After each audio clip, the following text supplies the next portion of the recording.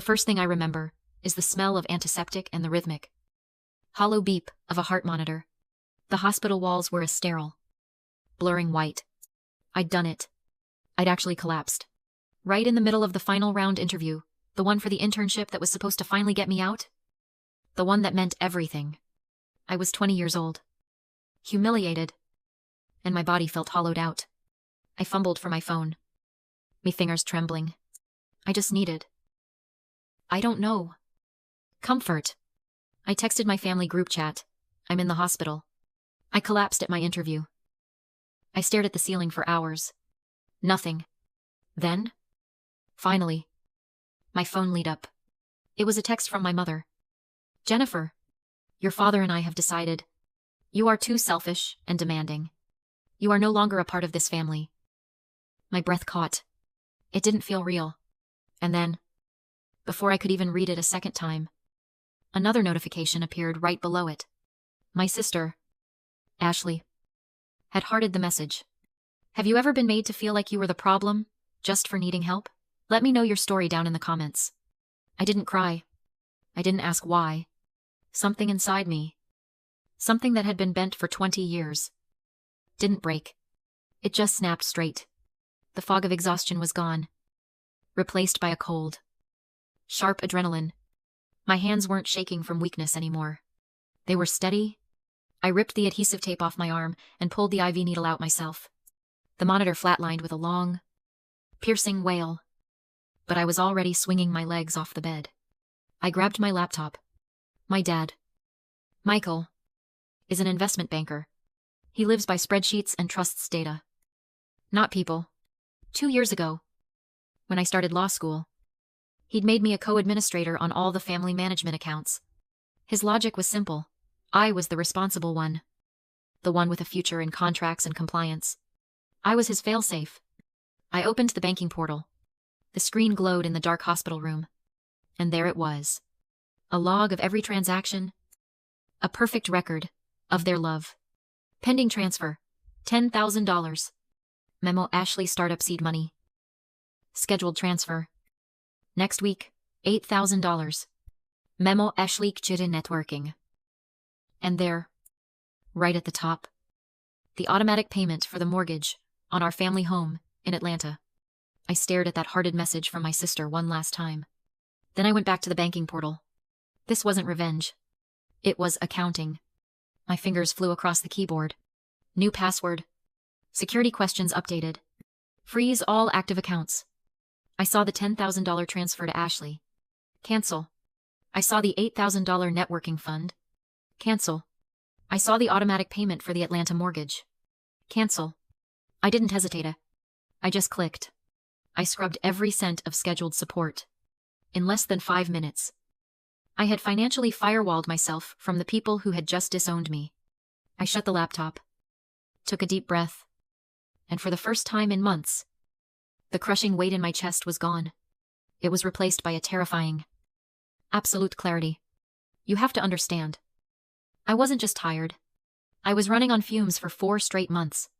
My life in Chicago was a tiny, gray studio apartment. My diet was a rotation of instant noodles and discount bread. I was a second-year law student at UChicago, and I was drowning. I worked 2 jobs. By day, I was a research assistant, buried in the law library, highlighting case law for a professor. By night, I was a bartender, slinging drinks until 2 a.m., my feet aching, the smell of stale beer stuck in my hair. All of it. All of that grinding was for this one interview. A summer internship at one of the biggest law firms in the country. This was the one. This was the shot that would change my entire future. It wasn't just a job. It was the finish line. A week before the interview, I was looking at my bank account. I had $63. I couldn't even afford a new, professional blazer. I couldn't even afford a decent meal. So, I called my mom. Jennifer. I still believed, back then, that she was just frugal. I told her, Mom, I know money is tight, but I have this huge interview. I was wondering, could I maybe pull a little from my trust fund? This was my money. A $500,000 trust my grandfather had set up specifically for me. I just needed a fraction of it. Just to get through this. Her voice on the phone was cold. Dismissive. Evelyn. You're an adult now. You can't just call every time you need something. Everything is tied up. Your father and I are completely overextended. She made me feel small. Irresponsible. But Mom, it's my trust. Don't argue with me. Jennifer snapped. We're done with this. And she hung up. I felt stuck. Ashamed. I sat there in my tiny apartment. Eating plain pasta. Wondering how I was going to make it. And then, out of habit, I opened Instagram. My sister, Ashley, had just posted. It was a picture of her, posing in front of a brand new, pearly white Tesla. She was in Silicon Valley, wearing a designer jacket, holding up champagne. The caption read, "So grateful for my #1 investor." My mom finalized the seed money for my startup. Big things coming. Girl boss, entrepreneur life. They were overextended. But they could send her tens of thousands of dollars for a startup that, as far as I could tell, was just a really expensive Instagram account. I didn't sleep for a week. I worked every shift. Studied every spare minute. I starved myself to save money for the bus fare to the interview. I was running on nothing but caffeine and sheer panic. And that brings us back to today. I was in the interview. The final round. The managing partner was looking at me, smiling. "So, Evelyn," he said, "tell us why you believe you're a good fit for this firm." I opened my mouth to answer, and nothing came out.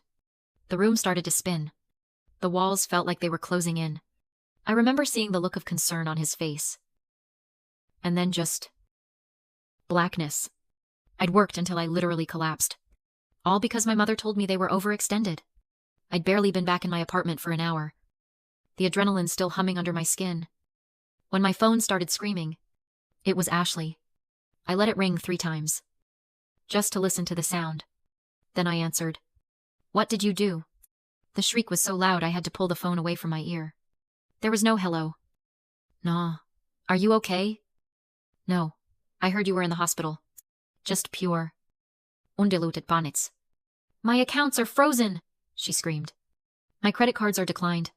The transfer for the launch party. It's gone. What did you do?" "Evelyn." I sat down on my threadbare sofa. My voice, when it came out, was cold. Colder than I'd ever heard it. Mom was very clear. "Ashley," she said, "I'm no longer part of the family." "What? What does that have to do with anything?" "Well, if I'm not part of the family," I said, looking at my own empty refrigerator, "then I certainly shouldn't be involved in the family finances. I'm just removing myself from the equation." It's what she wanted. I could hear her sputtering. Affrantique. Gasping sound. You can't just do that. I need that money. My launch party is in 2 days. The caterers. That sounds like a you problem, Ashley. Not a family problem." "You're jealous," she finally shrieked. "You've always been jealous of me."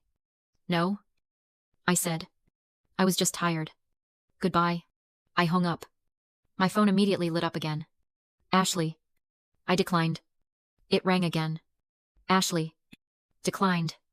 Then, a new text message. From Mom. "I don't know what game you think you're playing, but you have created an absolute mess. You are selfish and destructive. Your father will hear about this when he gets out of his conference." I stared at the words. Selfish. Destructive. The same words they always used. I was selfish for needing help. I was destructive for... what? Stopping them from? Stealing from me? An hour later, my aunt tagged me in a Facebook post. It was from Mom. "It's so sad when children forget all the sacrifices their parents made for them. We gave you everything. And this is the thanks we get. Praying for our family." I read it. And any last lingering flicker of guilt I might have felt just evaporated. They weren't sorry. They weren't even embarrassed. They were just angry. They'd gotten caught. They were angry. Their golden child was inconvenienced, and their scapegoat had finally stopped bleeding. I looked at the text message from my mom again. Your father will hear about this. Good. I whispered to the empty room. I hope he does. I was done waiting for them to react. It was time to get ahead of it. That Facebook post, with my mom playing the martyr, settled it. This wasn't a mess I'd created. This was a pattern of behavior. A systematic siphoning. This wasn't a family drama anymore. This was a legal case. My hands were steady. I wasn't a daughter. I was a law student. And I was going to treat this exactly like a case. I didn't call my dad again. Not yet. I called Professor Davies. She's my faculty advisor, a senior partner at a major Chicago firm, and the one who had set up the internship I'd fainted at. Her voice was sharp. Professional. Evelyn. I heard what happened at the interview. Are you all right? I'm fine. Professor? I said. My voice as flat, and even as hers. But I have a situation. I need a lawyer. A serious one. I believe my mother, who is also my financial administrator, has been committing fraud. There was no shock in her voice. No judgment. Just a brief pause. I know exactly who you need to call, she said. He's the best forensic accountant in the state. And I'm connecting you with a family law attorney who eats people like this for breakfast. Check your email. Now.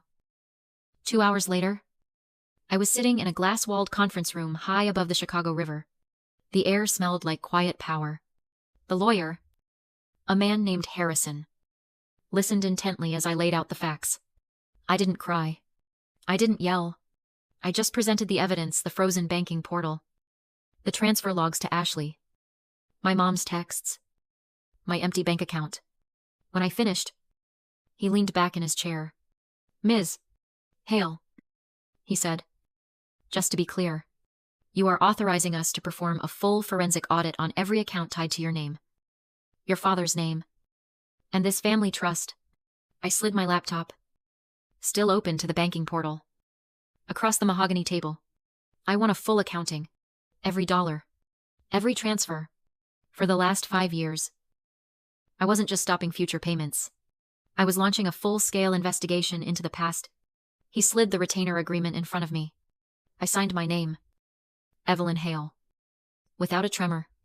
As I rode the elevator down, I finally took out my phone. My dad, Michael, would be out of his conference soon. I sent him a single, clear text. Dad, I've retained legal counsel and authorized a full forensic audit of the family accounts and the trust. There are massive discrepancies. Please call me as soon as you land. I put the phone in my pocket. I wasn't the broke, collapsing student anymore. I was a client, and I was finally going to get some answers. It took 3 days. 3 days of absolute, deafening silence from my family. Then, Harrison, the lawyer, called. Evelyn, he said. His voice clipped. The preliminary audit is complete. I've also just spoken with your father. He's flying in. We need to meet. Tomorrow. My office. 10. I walked into that conference room. And my dad, Michael, was already there. He was sitting at the head of the long, mahogany table, staring out the window. His suit immaculate. He looked pale, rigid. He just nodded at me, his jaw tight. Harrison didn't waste time on pleasantries. He opened a thick, red binder and slid copies to both of us. Thank you for coming in, Mr. Hale. I'll be blunt. What we found is extensive. He started with what we already knew. The $10,000 monthly transfers to Ashley. The $8,000 networking bonuses. He confirmed my sister's startup was a shell. We can find no business license. Mr. Hale. No revenue statements. No inventory. No incorporation. As far as we can tell, the business does not exist beyond an Instagram account. My dad's face went from pale to ashen. He was an investment banker, a shell company set up to launder family money. He understood exactly what that meant. That, Harrison continued, turning a page, was just the surface. Evelyn, you asked your mother about your trust fund? She said it was tied up. I said, That was a lie, Harrison said flatly. It wasn't tied up. It's gone. Every dollar of the $500,000. Transferred over the last 18 months. In increments small enough to avoid automatic bank flags. Directly into Ms. Ashley's startup account. I felt the air leave my lungs. $500,000. My entire future. Stolen. My dad put his hand over his mouth. His eyes closed. I could see the numbers clicking behind his eyelids. But that, Harrison said, his voice dropping, isn't why I called you both in. He turned to the last page in the binder. It was a document. A loan agreement. When the trust fund ran dry 2 months ago, your mother, Jennifer, appears to have gotten desperate. She took out a second mortgage on your primary residence in Atlanta. My dad's head snapped up. What? That's impossible. I'd have to sign. Harrison slid the paper in front of him. She applied for $200,000. The loan was approved. And here, he said, tapping the signature line, is the problem. I leaned in. I saw 2 signatures. Michael Hale and Evelyn Hale. We ran a preliminary analysis. Harrison said quietly, these are high-quality forgeries. Your signature, Michael. And yours? Evelyn. She committed bank fraud. My dad didn't speak. He just stared at his own name. Forged on a document that put his entire life at risk. The silence in that room was absolute. This wasn't favoritism anymore. This wasn't a mother being overindulgent. My mother was a criminal. She hadn't just lied to me and stolen from me. She had committed multiple felonies against me and my father, risking our home, our credit, and our entire financial security, all to continue funding my sister's fantasy life. The last invisible thread holding our family together didn't just snap. It was obliterated. My dad didn't say a word for the rest of the meeting. He just sat there, a statue of cold fury. When it was over, he stood up, adjusted his cuffs, and walked out without a single glance at my mother, who had shown up uninvited, weeping in the hallway. He flew back to Atlanta that night. He didn't go home. He went straight to his own lawyer. By 9 a.m. the next morning, Jennifer had been served with divorce papers. My dad, the agent of justice, didn't hesitate. He filed for an emergency freeze on all joint assets. He cut off every credit card, every joint account, every line of credit. The empire my mother had built on my father's money and my stolen future crumbled in less than 24 hours. That was 3 weeks ago. 3 weeks of the loudest silence I'd ever heard. And then, last night, there was a knock on my apartment door. I opened it, and I almost didn't recognize her. It was Jennifer. She looked small. Her expensive hair was a mess. Her eyes were red-rimmed and hollow, and the designer coat she was wearing was rumpled, like she'd slept in it. The aura of smug superiority that she used to wear like a perfume was gone. Evelyn, she whispered, her voice raspy. Please, you have to stop this. You have to call them off. I just stood there, my hand on the doorknob. Michael. Your father? He's divorcing me, she sobbed, as if this was news to me.